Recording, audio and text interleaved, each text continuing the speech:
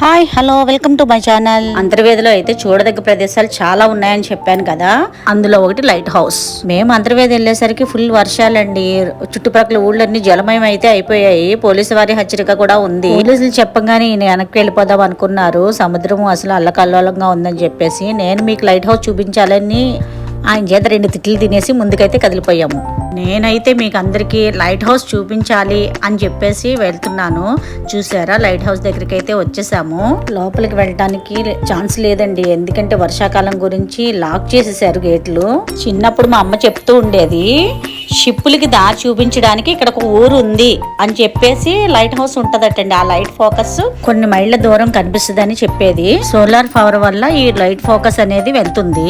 ఈసారి నేను వచ్చినప్పుడు లైట్ హౌస్ పైకి ఎక్కి మొత్తం వ్యూ అంతా చూపిస్తాను, చాలా బాగుంటుంది. ఇప్పటికి మీరు కూడా మాతో పాటు బయట నుంచి చూసేయండి. ఈసారి కంపల్సరీ మీకు చూపిస్తాను. లైక్ చేయండి, షేర్ చేయండి, సబ్స్క్రైబ్ చేయండి.